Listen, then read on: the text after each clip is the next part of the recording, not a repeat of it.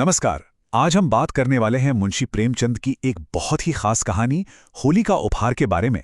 ये कहानी एक ऐसे तोहफे की है जो किसी दुकान पर नहीं मिलता, बल्कि दिल में एक क्रांति से पैदा होता है।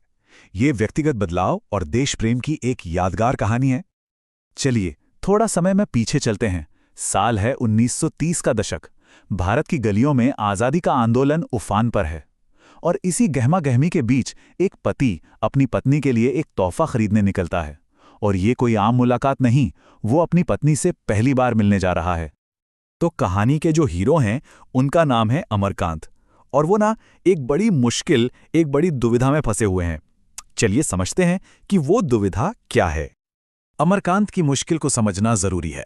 देखिए, एक तरफ तो है परिवार की जिम्मेदारी, उसे अपने दादाजी को पैसे भेजने हैं, और दूसरी तरफ अपनी पत्नी के लिए एक यादगार तोहफा खरीदने की जबरदस्त इच्छा।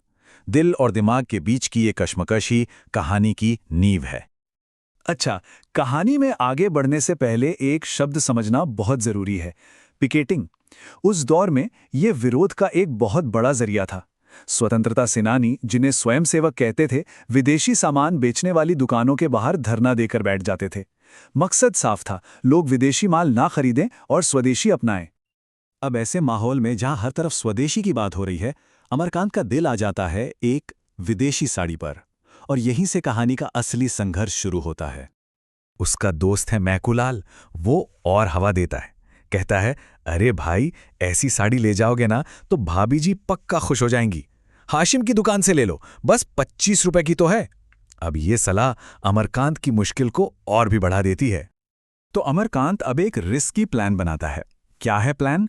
सबसे पहले तो उस दुकान तक पहुंचना है जहां धरना चल रहा है। फिर किसी तरह स्वयंसेवकों से बचकर पिछले दरवाजे से अंदर घुसना है, और फिर फटाफट साड़ी खरीदो और चुपचाप निकल लो। सुनने में तो आसान लगता है ना?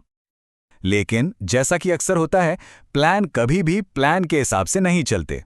अमरकांत पकड़ा जाता है और उसकी इज्जत, उसका स्वाभिमान सब दांव पर लग जाता है। सोचिए कैसे कुछ ही मिनटों में पूरी बाजी पलट गई। अभी तो उसने कामयाबी से साड़ी खरीद ली थी, और बस अगले ही पल भागने की जल्दी में वो एक बुजुर्ग महिला से टकरा गया, और बस 3 स्वयंसेवकों ने उसे घेर लिया। खेल खत्म। और फिर शुरू होता है भीड़ का शोर, तानों की बौछार। कोई कहता है, अरे ये तो कोई शरीफ आदमी लगते हैं, तो कोई चिल्लाता है, पढ़े लिखे कहलाते हैं ऐसे लोग, शर्म आनी चाहिए। कोई और बोलता है, देश में आग लगी है और इनका मन विदेशी माल से नहीं भर रहा। और फिर एक आवाज आती है जो सबसे ज्यादा चुभती है, छीन लो इससे ये कपड़ा। और ठीक उसी वक्त जब माहौल एकदम गर्म था, अचानक खादी की साड़ी पहने एक नौजवान लड़की सामने आती है, और उसके आते ही मानो पूरी कहानी का रुख ही बदल जाता है। ये एक ऐसी मुलाकात थी जिसकी अमरकांत ने कभी कल्पना भी नहीं की थी। एक ऐसा सामना जिसने उसकी पूरी दुनिया ही हिलाकर रख दी। वो लड़की बड़े अधिकार से, बड़े रौब से उन स्वयंसेवकों से कहती है, तुम्हें इनके हाथ से कपड़ा छीनने का कोई हक नहीं है, इनके कपड़े वापस करो, किसके पास हैं? उसकी आवाज में गजब की ताकत थी। फिर वो अमरकांत की तरफ मुड़ती है, उसका नाम, उसका मोहल्ला पूछती है, और जैसे ही अमरकांत बताता है, वो अपना घूंघट थोड़ा सा सरकाकर पूछती है, आपकी पत्नी तो घर पर है ही नहीं, तो फिर उसने ये फरमाइश कैसे कर दी? ये सवाल सुनकर अमरकांत के तो होश ही उड़ गया। और बस अमरकांत को सब समझ आ गया। वो कांपती हुई आवाज में पूछता है, कहीं आपका नाम सुखदा देवी तो नहीं है? जवाब आता है, हो सकता है इस नाम की कई औरतें हों। लेकिन जवाब की जरूरत ही कहां थी। अमरकांत जान चुका था, ये कोई और नहीं बल्कि उसकी अपनी पत्नी सुखदा थी। अब सोचिए अमरकांत पर क्या बीती होगी। शर्म से, पछतावे से उसका सिर झुक गया। उसने जेब से माचिस निकाली और वहीं सुखदा के सामने उस विदेशी साड़ी को आग लगा दी। ये सिर्फ एक साड़ी नहीं जल रही थी, ये अमरकांत के अंदर का वो पुराना इंसान जल रहा था। और इसी आग की लपटों में से अमरकांत को मिला होली का असली उपहार, एक ऐसा तोहफा जो किसी भी दुकान पर नहीं मिल सकता। और ये बदलाव कोई छोटा मोटा नहीं था।